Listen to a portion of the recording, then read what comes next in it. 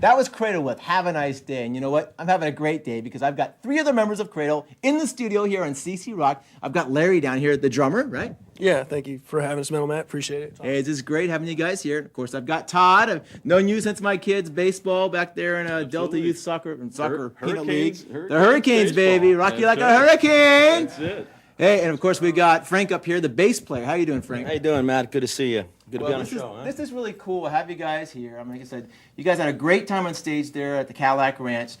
I mean, you guys played a lot of music, but I mean, let's talk a little bit about the performance and the actual writing process. I mean, I know you're a young band. How do you guys actually get together? Is it like one guy writing, or how does it work?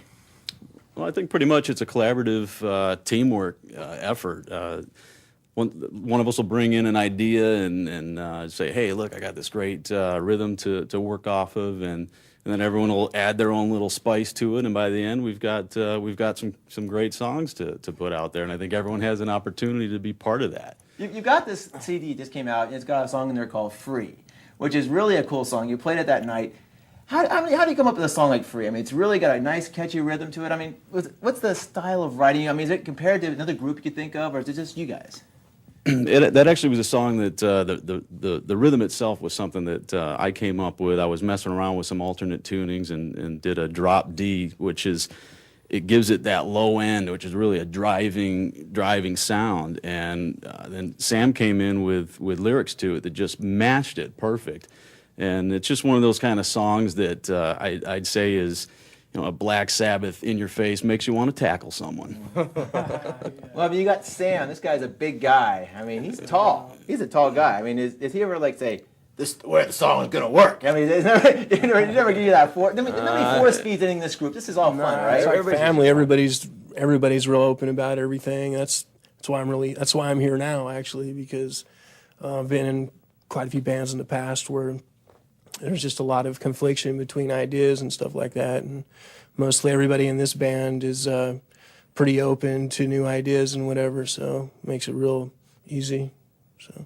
Is that pretty much the reason, Paul, why you came to play with Cradle? Well, actually, it's Ringo, but Ringo. Yeah, no, that's Larry right here. Frank will work today. No, you know, Larry and I came on last year in December, so this is kind of like our year anniversary. I can't even speak. Our anniversary. Yeah, no, these guys are great. Yeah, I'm a songwriter. I came in wanting to write songs, and right away, Craig, Todd, Sam, we were like, hey, come in, bring your ideas in. We'll put them all, stir them up in a pot, and it becomes a Cradle song. And that's how these guys have been writing. When I came in, I heard their album. I was like blown away. I was like, this is where I want to be. And, when Larry and I came in, we added like a harder edge to the band because Larry and I's background is in heavy metal, hard rock. We've had some blues experience too, but mostly it lies in metal. When we came in with Cradle, it just brought it up to a different level. So you got that mixture of like metal, rock, a little bluesy sound, because Sam obviously has that blues side to him. Mm-hmm. What is the goal, of Cradle to come up with musically? I mean, are you pretty much going to stay in that classic rock sound? 'Cause, like I said, we talked about in the first part of the interview with the other guys, you've got a lot of bands out there who are staying so far away from classic that it's almost sad because there's not many bands out there for people like myself who would really love to see some songs with melody to them and, actually have some, guitar licks in there that are kind of impressive, which you guys actually have. Tell me about the idea of, staying with your guns as far as going the classic way.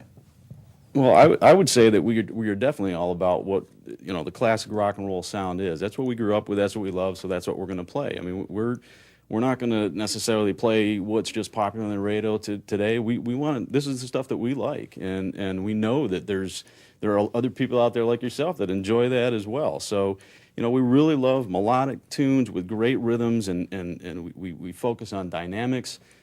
Everybody's a part of it. Well, when you look at like a lot of the club scene right now in Concord, Contra Costa area, it was kind of it wasn't that great for a while. Now it's starting to pick up. I mean, Chris Lamori's doing her thing. There's a lot of other clubs out there. The Edge over in Palo Alto.